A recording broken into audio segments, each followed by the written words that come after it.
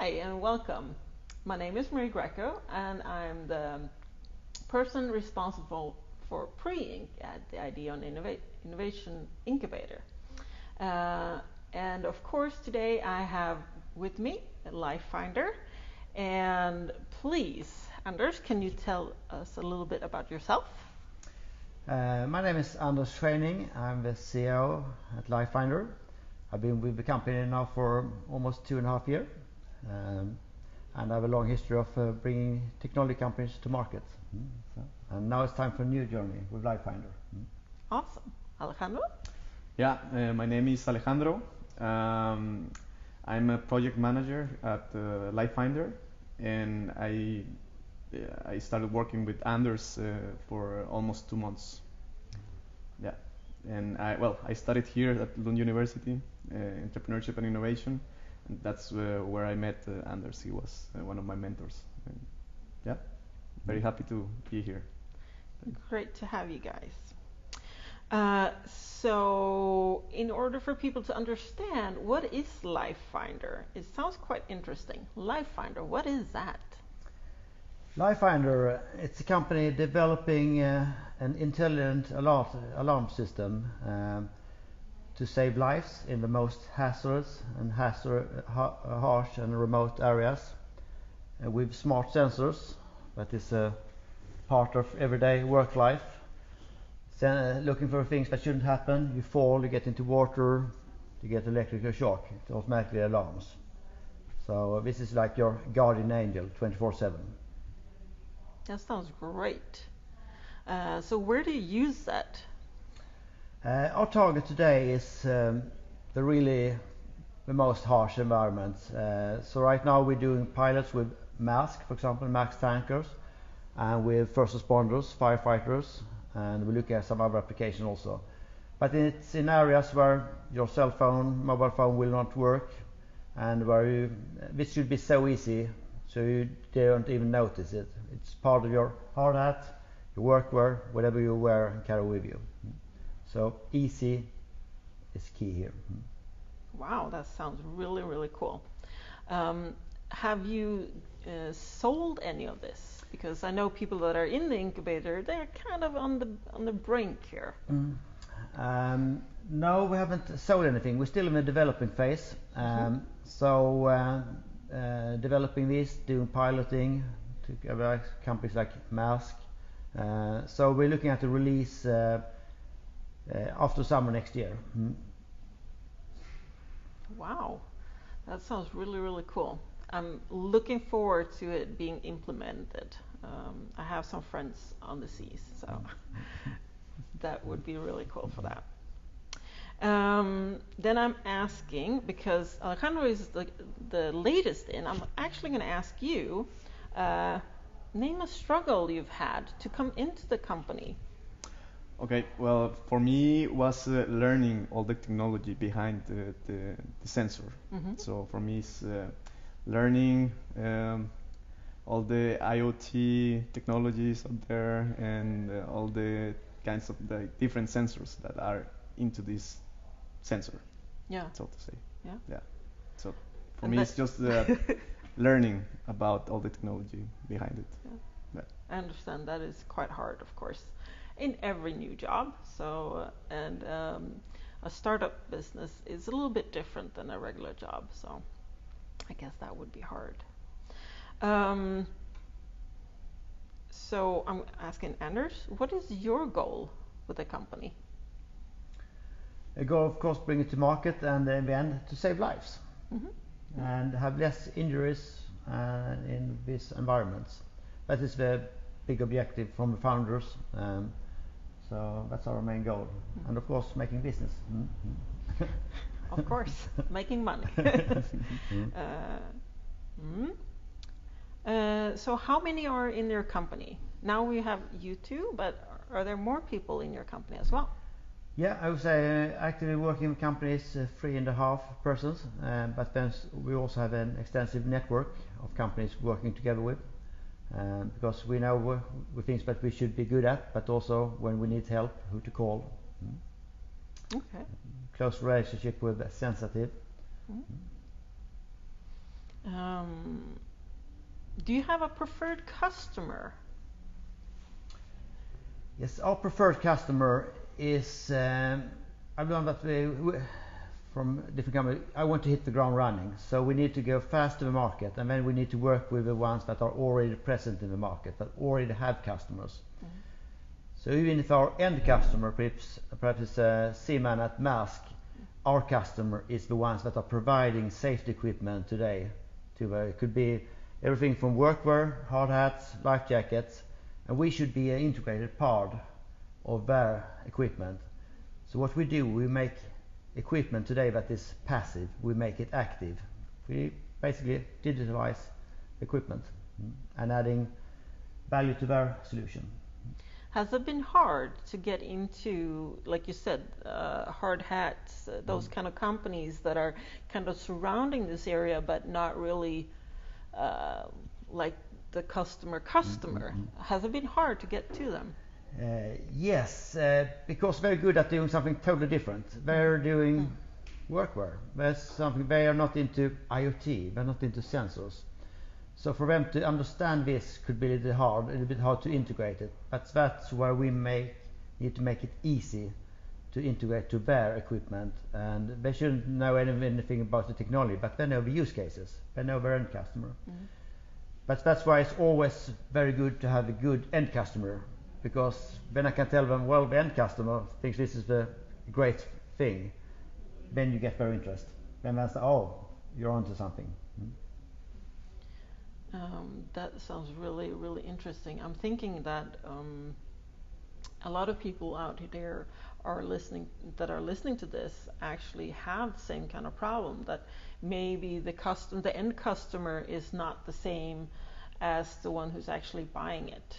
And that is one thing you have to think about. How do you get the person buying it to actually realize that it's a good thing? And that is always hard.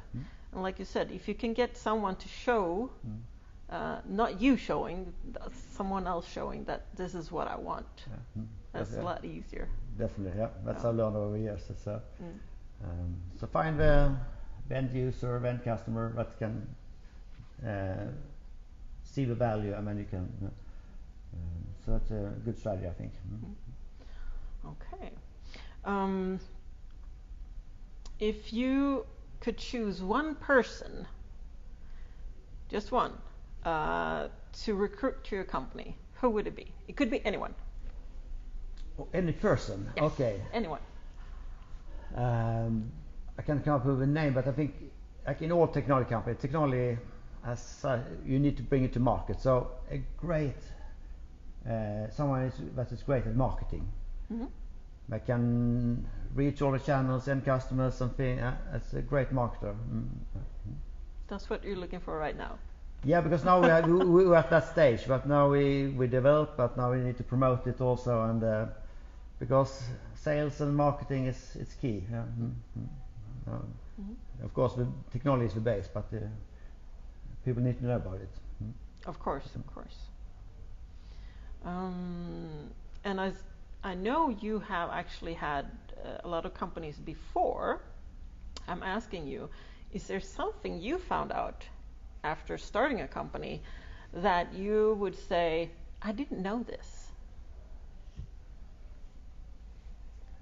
I would say, it goes for everything. But many things that you don't know. You don't know what you don't know. So that's why it's so important when you come into a company, start listening to the market, the end customers. So I learned so many new things about applications and so on, and technology. But that's what was fun also. Of course.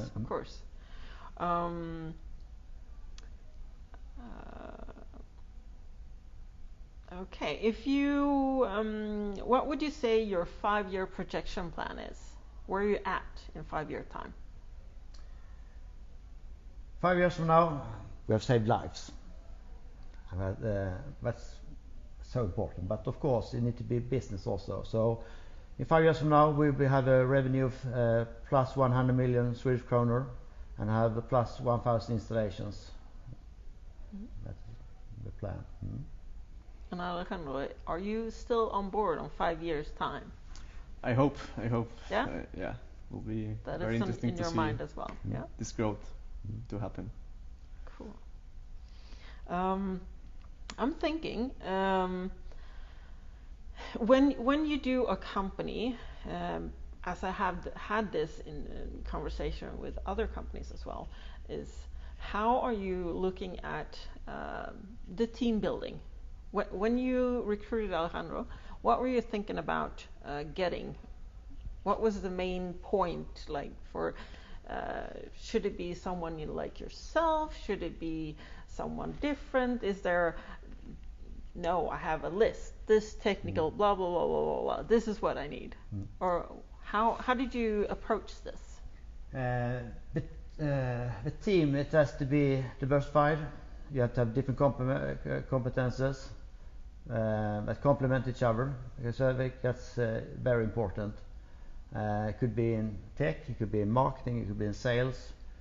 But all that you can find on a CV, I think also. But it's a mindset, because being in a startup as an entrepreneur, you need to have a mindset, because it's a different kind of business. It's a roller coaster, which is scary. It's fun. So it's I think very much about have a mindset, and we got to know each other 2 years ago, and already then I thought, okay, I hope I can find a company where we can work together. So. Because with your background also and your mindset, so very much looking at the team that has a big drive and perhaps not so risk averse and. Yeah, I guess that's one of those. And of course, like you said, also to think not risk adverse. That's really good because being in a startup is risky. However way you look at it, it is risky. Of course, it can go very well, but it can also go very badly. Do you have any contingency plans? What are if your preferred customer doesn't go through? What are your contingency plan after that? I know you talked to Mask, but if that doesn't work out, what would you do then? Yeah, well, some other also runner-ups, so of course you should have that, but it's also struggle. Also, in the beginning we had so many different use cases we could look into, but it's with limited resources, limited time and money, you need to focus. So I think you shouldn't have too many, but if you get someone really on board, so we have some other applications also, but now there's very much having focus on one application. But we have some other ones also in the pipe, and also in some other markets, because in the beginning we were not really into these toughest, harsh environments. But right now but we know that we can scale to other markets as well. And I think what you actually said here is the key point.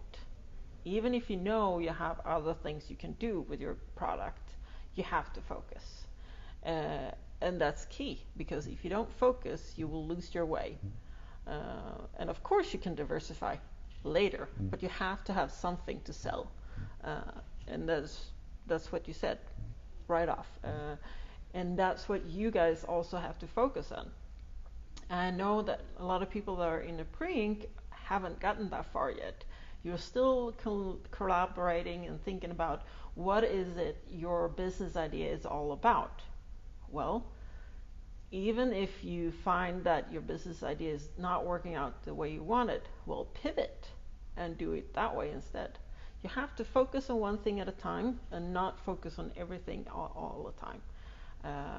And as you see, you guys have a team 3.5. And the most of you guys in PreInk are maybe 1 or 2. And you're only one person. And yes, that there are 24 hours in a day, but you can't work all those days or all those times. So you have to focus on what you actually can do. And one of the teams I talked to also were mentioning how hard it was to actually keep on the mental struggle actually when it doesn't go that well. What do you do to keep your spirits high? It's a roller coaster, but you should also you perhaps have a long-term goal here, but it takes forever. See, I'm not getting close even, but I think you need to break it down to, because it's a journey from here, and it's going to go like this. Take small steps also. If that's okay, tick that one, and because then you can celebrate, and then you can look back. Because sometimes you think, oh, we haven't done anything, but then you start looking back. Okay, well, actually, we did accomplish that. We learned something that was not right. We're going to do so. I think you need to break it down, otherwise you don't see any progress. And don't forget to celebrate also if you have some success. If you get the first customer, get the first pilot, or a breakthrough in technology. That helps. Of course, and that's so important. Like you said, celebrate when something happens that actually are one step on the way. One of the teams I talked to also were mentioning a way to keep on top of things was actually to take a break. And I'm like, what do you mean? Well, because you are in it. You are actually living your company all the time.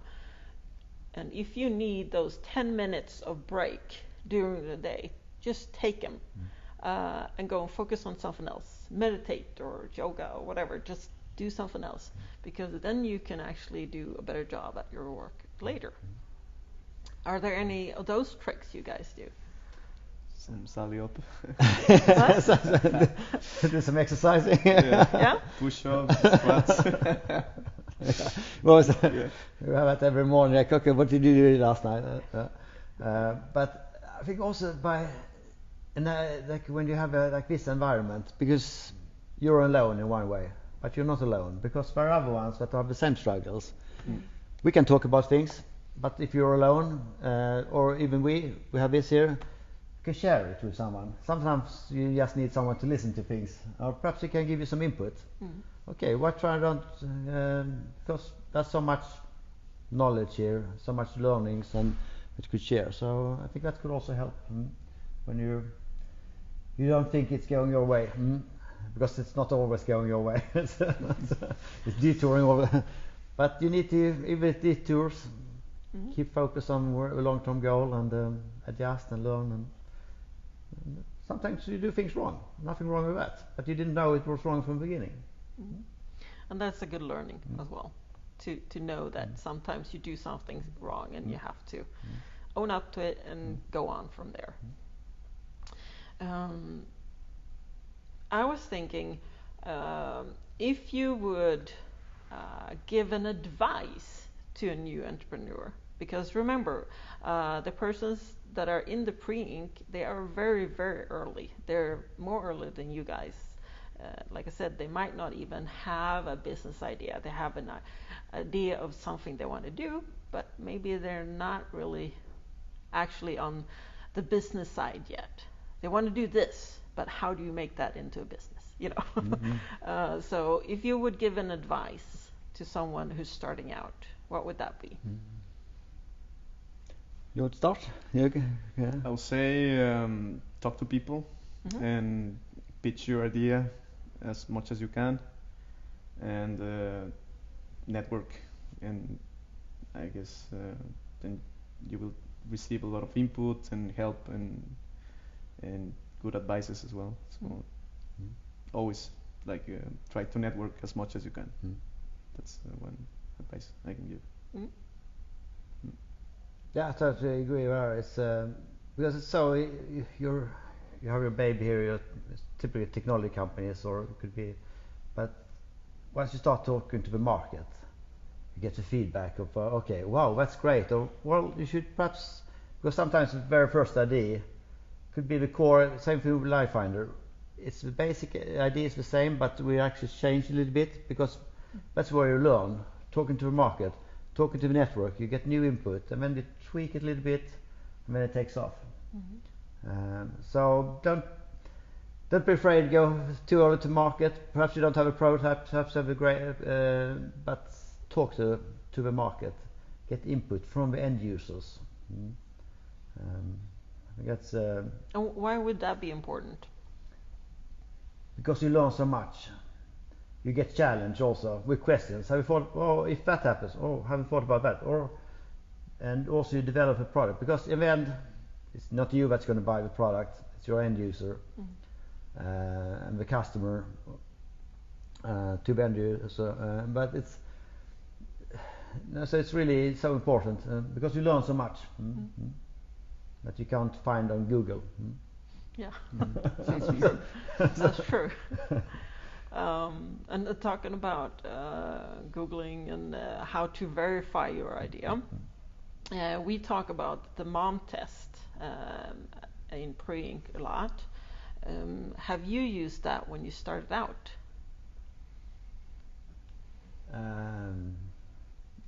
Some way, I think we've done. It's about talking to users and showing, and so it's about it could be to friends, could be to and that's not complicated. So it's easy, and you know.